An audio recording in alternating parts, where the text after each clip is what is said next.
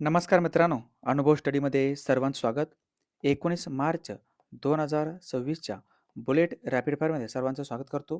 रोज सकाळी 6 वाजता आपण जे काही चालू घडामोडीचे प्रश्न आहेत, हे चालू घडामोडीचे प्रश्न नेहमी न चुकता बघत असतो आणि तुमच्या दिवसाची काय अभ्यासाची सुरुवात आहे, या लेक्चरने तुम्ही करत असता. खूप छान पद्धतीने प्रश्न तुम्हाला रोज मी देत असतो आणि रोज रेग्युलर न चुकता व्हिडिओ बघायचा आहे आणि त्या प्रश्नाचं विश्लेषण देखील शक्य त्या प्रमाणामध्ये मी देत असतो. ते देखील तुमच्या परीक्षे दृष्टिकोनातून कामाचं आहे. तुम्ही नवीन असाल तर चॅनलला सबस्क्राईब करा, शेजारी दिलेल्या बेल आयकॉनला क्लिक करा आणि शक्य झालं तर व्हिडिओला शेअर आणि लाईक जरूर करायचं आहे. चला बघूयात आपण 19 मार्च 2026चे महत्त्वाचे पहिले प्रश्न. तत्पूर्वी जे काही कालच्या लेक्चरमध्ये जो काही प्रश्न विचारला त्याच्या अगोदर उत्तर जाणून घेऊयात. नुकत्याच 98व्या अकादमी ऑस्कर जो पुरस्कार आहे, अकादमी ज्याला ऑस्कर पुरस्कार म्हणतो आपण, ऑस्कर पुरस्कार 2026 मध्ये सर्वोत्कृष्ट चित्रपट हा कोणता ठरलेला आहे? हा 2026चा आहे. लक्षात ठेवा त्याच्यामध्ये वन बॅटल आफ्टर अनादर, वन बॅटल आफ्टर अनादर या चित्रपटाला बेस्ट जो काही पुरस्कार आहे तो सर्वोत्कृष्ट चित्रपट ऑस्कर पुरस्कार भेटलेला आहे. लक्षात ठेवू शकता. जो गेल्या वर्षी अनोरा होता. अनोरा हा गेल्या वर्षी भेटलेला होता त्याला बेस्ट चित्रपट. चला, अत्यंत महत्त्वाचा पहिला प्रश्न. रोज आपण 10 प्रश्न बघत असतो, जेणेकरून त्याचं विश्लेषण देखील खूप छान पद्धतीने तुम्हाला जी मध्ये विचारू शकतात. चला, पहिला प्रश्न. नुकतेच जगातील सर्वात उंच ज्वालामुखी शिखर आहे, ज्याचं नाव आहे ओजस डेल सलाडो. ओजस डेल सलाडो सर करणारे दुसरे भारतीय महिला कोण ठरलेले आहेत? ओके, ओजस डेल सलाडो आता सर केलेत नुकतंच, ज्याचं नाव अर्पिता पात्रा. पर्याय क्रमांक 4 लक्षात ठेवा. अर्पिता पात्रा हिने नुकतंच सर केलं आहे. ओजस डेल सलाडो हे एक देश आहे, दक्षिण अमेरिका खंडामध्ये येतो. चिली आणि अर्जेंटिना. चिली आणि अर्जेंटिना या दोन देशाच्या सीमेवरती काय आहे, हे सर्वोच्च शिखर आहे जो ज्वालामुखीचा आहे. चिली व अर्जेंटिनाच्या बाउंड्रीवरती. चिलीची राजधानी शॅन्टियागो, अर्जेंटिनाची राजधानी येतं ब्युनॉस आयर्स. ओके, लक्षात ठेवा. हे दक्षिण अमेरिका जो खंड आहे, या दक्षिण अमेरिका खंडातील पश्चिम साईडला जी सर्वात उंच आणि दक्षिणोत्तर दिशेने सर्वाधिक मोठी प्रमाणामध्ये पसरलेली रांग आहे, अँडीज पर्वतरांग म्हणतो आपण. या अँडीज पर्वतरांगेमध्ये हे ज्वालामुखीचे शिखर आहे. ओके, ही दुसरी भारतीय महिला असतील तर पहिली महिला कोण असतील? हे जे काही शिखर आहे, हे शिखर सर करणारी पहिली भारतीय महिला कोण असतील? पहिली भारतीय महिला ज्यांचं नाव आहे पियाली बसाक. पियाली बसाक लक्षात ठेवा. यांनी 2023 मध्ये हा सगळं शिखर आहे तो सर केलं होता. दुसरी व्यक्ती आता ओजस डेल स्ट्राडो सर करणारे अर्पिता पात्रा. आणि जो माउंट एव्हरेस्ट शिखर आहे, माउंट एव्हरेस्ट शिखर सर करणारी पहिली भारतीय महिला तर बचेंद्री पाल. बचेंद्री पाल जे उत्तराखंड या राज्याचे आहेत. लक्षात ठेवा, ज्यांनी माउंट एव्हरेस्ट शिखर सर केला आहे. त्याच्यानंतर माउंट एव्हरेस्ट शिखर सर करणारे पहिली दिव्यांग महिला कोण असतील? ज्यांचं नाव आहे अरुणिमा सिन्हा. पहिली दिव्यांग महिला आहेत अरुणिमा सिन्हा IMP आहे. ओके, लक्षात ठेवा. चला, पुढचा दुसरा प्रश्न महत्त्वाचा आहे.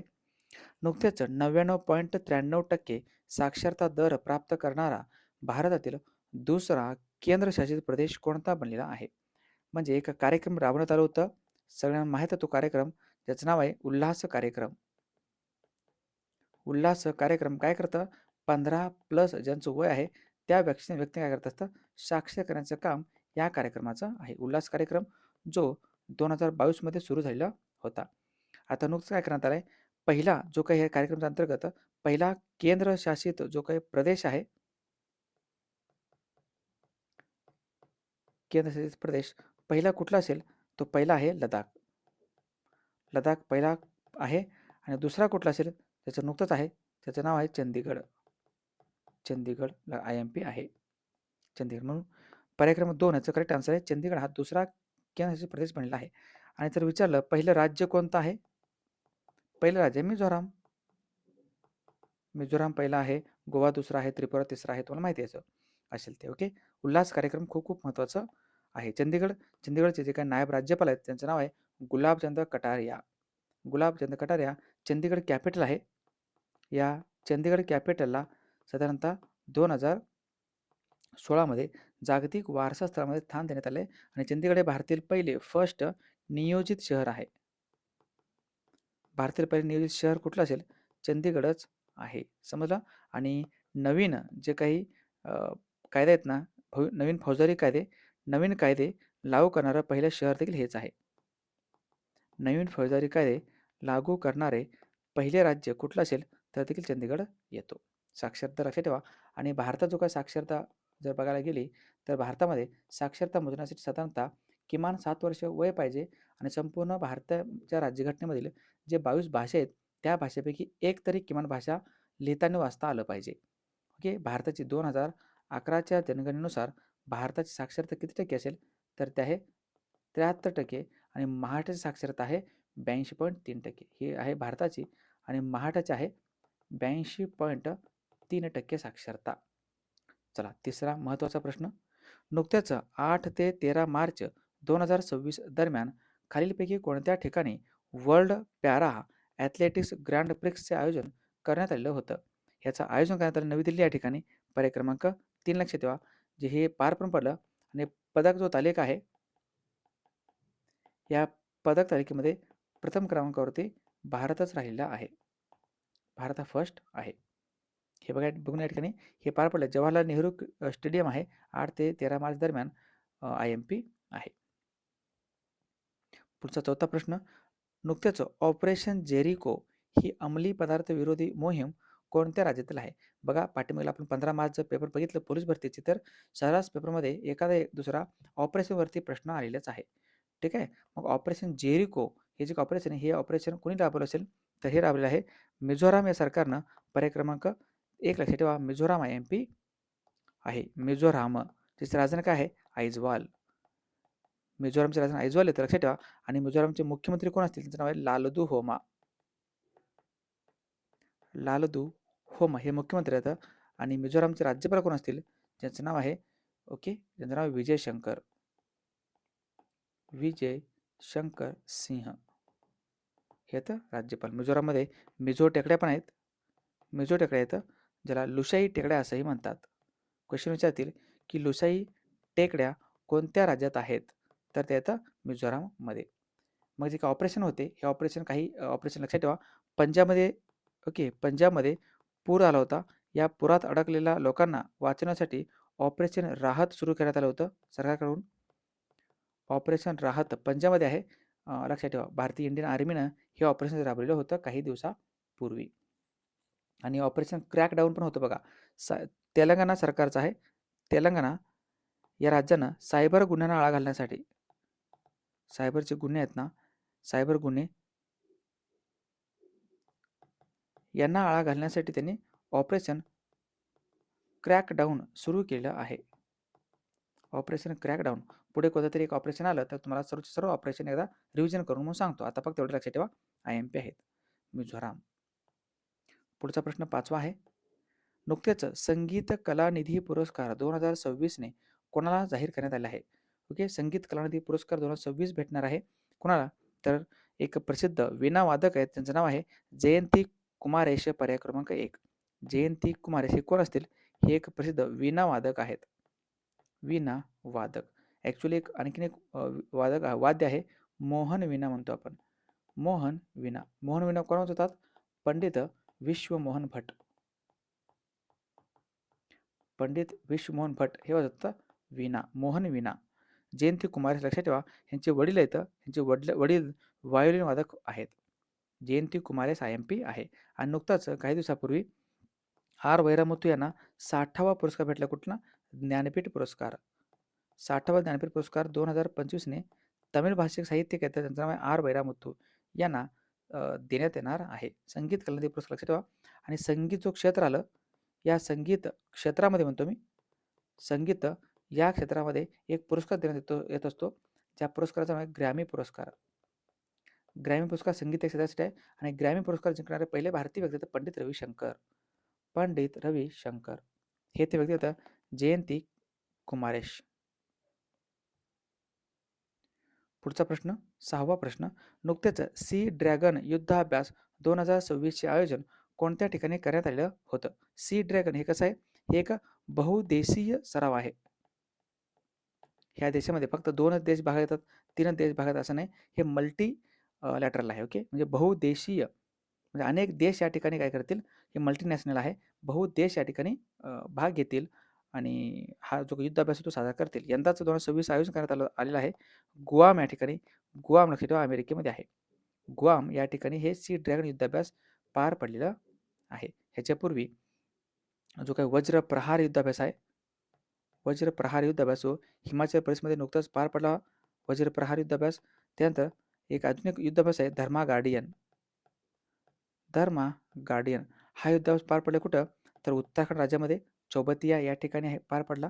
त्याच्या व्यतिरिक्त हे सगळे जे वज्रघात नावाचं एक आहे, वज्रघात जो भारतीय लष्कराचं आहे, पोखरण या ठिकाणी पार पडलं आहे. चला 7वा प्रश्न. नुकतेच दरवर्षी थोडक्यात दरवर्षी उगादी हा सण कोणत्या राज्यात साजरा केला जातो? त्याला उगादी म्हणतात कुठं? कर्नाटक आणि आंध्र प्रदेशमध्ये. पर्याय क्रमांक 1. कर्नाटक व आंध्र प्रदेशमध्ये उगादी म्हणतात. महाराष्ट्रामध्ये याला गुढीपाडवा म्हणतात. म्हणजे नवीन वर्ष हा हिंदू नवीन वर्ष आहे साधारणतः. महाराष्ट्रामध्ये गुढीपाडवा म्हणतात. याच ठिकाणी जर आपण खाली गेलो तर केरळमध्ये याला काय म्हणतील? याला म्हणतील विशू. केरळमध्ये म्हणतील विशू. लक्षात ठेवा यालाच म्हणतात. केरळमध्ये विशू आहे. त्यानंतर पारसी जो समुदाय आहे पारसीमध्ये नवरेह. ओके, पारसीमध्ये नवरोज आहे. नवरोज आहे आणि जम्मू आणि काश्मीर राज्यामध्ये त्याला नवरेह म्हणून आपण नवीन वर्ष साजरा करतो. नवीन वर्ष ते सगळे लक्षात ठेवा. कर्नाटकची राजधानी बेंगळूर आहे. आंध्र प्रदेशची राजधानी अमरावती आहे. उगादी IMP येतं. नुकतेच 8वा प्रश्न. खालीलपैकी कोणत्या राज्याने धर्मस्वातंत्र्य विधेयक 2026 मंजूर केलं आहे? नुकत्याच छत्तीसगड राज्याने पण मंजूर केलं आहे आणि आता परत एकदा महाराष्ट्र सरकारने हे लॉन्च केलं मंजूर केलं आहे 2026च्या अधिवेशनामध्ये. महाड त्याचं करेक्ट आन्सर आहे, लक्षात ठेवा. धर्मस्वातंत्र्य म्हणजे काय? धार्मिक स्वातंत्र्य आहे. ओके, भारतीय राज्यघटनेतील जो कलम आहे कलम 25 ते 28 दरम्यान धार्मिक स्वातंत्र्याचा अधिकार आढळतो. 25 ते 28 दरम्यान धार्मिक स्वातंत्र्याचा उल्लेख आढळतो, लक्षात ठेवा. आणि ओके, म्हणजे एखाद्या व्यक्ती असेल तर धर्मांतर करून दुसऱ्या धर्मात जाऊ शकतो, परंतु सक्तीने सक्तीने धर्मांतर करता येणार नाही. म्हणजे एखादा व्यक्ती जर म्हणत त्याच्याने मी हिंदू धर्मात राहतो, त्याचा बळजबरीने मुस्लिम धर्म त्यांना करता कामा नये, मग शिक्षा आहे 7 वर्षाची. आणि जर गुन्हा पुन्हा पुन्हा घडला तर 10 वर्षाची पण शिक्षा साधारणतः होऊ शकते. ओके, धर्मांतर केलं तर सक्तीनं. महाराष्ट्र सरकारने केलंय. काल तुम्हाला हे पण सांगितलं होतं की छत्तीसगड राज्यानं पण हे असंच विधेयक मंजूर केलं आहे. छत्तीसगड आणि बऱ्यापैकी राज्यामध्ये हे अस्तित्वात आहे धर्मस्वातंत्र्य विधेयक. लक्षात ठेवा नुकतंच महाराष्ट्र सरकारनं पण मंजूर केलं आहे. पुढचा 9वा प्रश्न. नुकतेच खालीलपैकी कोणत्या देशात मोबाईल वर्ल्ड काँग्रेस 2026चे आयोजन करण्यात आले आहे? हे मोबाईल वर्ल्ड काँग्रेस पार पडलं कुठं तर स्पेनमधील बार्सिलोना या ठिकाणी. बार्सेलोना. ओके, बार्सिलोना यामध्ये हे पार पडले. Barcelona Spain. मात्र स्पेनची राजधानी माद्रिद आहे. स्पेनची राजधानी काय असेल? माद्रिद आहे आणि बार्सिलोना या ठिकाणी हे पार पडले आहे. मोबाईल वर्ल्ड काँग्रेस लक्षात ठेवू शकता. Okay, mobile world Congress. मोबाईलचा शोध कोण लावलाय? मोबाईल शोध लावलाय मार्टिन कूपर यांनी. मार्टिन कूपर लक्षात ठेवा मोबाईल शोध आहे. आणि जो भारत आहे भारतामध्ये मोबाईल सेवा सुरू झाली कधी? भारतामध्ये मोबाईल सेवेला कधी सुरुवात झालेली आहे? 15 ऑगस्टला. 15 ऑगस्ट 1995 लक्षात ठेवा. 15 ऑगस्ट 1995ला मोबाईल सर्व्हिस भारतामध्ये सुरू झालेलं आहे. मोबाईल वर्ल्ड काँग्रेस आता पार पडली इथं. Mobile world Congress. मग काय काही चर्चेवरती जे काही परिषद आहेत त्यांच्यावरती एक नजर आपण टाकूयात. विंग्स इंडिया 2026 पार पडला हैदराबादमध्ये. जागतिक महासागर विज्ञान काँग्रेस 2026 पार पडलं गोवामध्ये. 7वे आशिया आर्थिक संवाद 2026 पार पडलं पुण्यामध्ये. ग्लोबल AI समिट 2027 होणार आहे अजून पुढच्या वर्षी स्वित्झर्लंडमध्ये आणि यावर्षी पार पडला नवी दिल्ली या ठिकाणी. राष्ट्रीय आरोग्य मेळावा 2026 पार पडले शेगाव बुलढाणा या ठिकाणी. पहिले कृत्रिम बुद्धिमत्ता परिषद आणि गुंतवणूकदार शिखर संमेलन 2026 पार पडले महाराष्ट्रामध्ये. हा क्वेश्चन तुम्हाला पुणे लोहमार्गाला विचारला बघा हा वाला. ओके, हाच तो प्रश्न आहे जो पुणे लोहमार्गाला विचारलं होतं. बायो आशिया शिखर परिषद 2026 पार पडला हैदराबाद या ठिकाणी. ओके, चला पुढचा आणि अंतिम प्रश्न 10वा. 19वा IPL 2026 होणार आहे. साधारणतः सुरू होतील 28 मार्च काहीतरी तारीख आहे. ओके, IPL विषयी तुम्ही माझ्यापेक्षा जास्त जाणता. IPL 2026मध्ये RCB संघाचे कर्णधारपद हे कोणाकडं आहे? म्हणजे 10 संघ साधारणतः हे IPL खेळणार आहेत आणि त्या प्रत्येक टीमचे कॅप्टन आपल्याला माहिती पाहिजे, कारण एखादा संघ जिंकला तर त्याचे कॅप्टन विचारतात. ओके, जो RCB आहे ह्या RCBने रॉयल चॅलेंजर्स बेंगळुरूनं 2025चं जो काय RCB आहे तो 18व्या IPL साधारणतः विजेता बनलेला आहे, जिंकलेलं होतं. आता आणि त्या विजेता RCBचे कॅप्टन कोण होते व त्यावेळेस? रजत पाटीदार, पर्याय क्रमांक 3. रजत पाटीदार यांनी म्हणजे कोण येतं? कॅप्टन येतं RCBचे. लक्षात ठेवा. विराट कोहली तर आहे.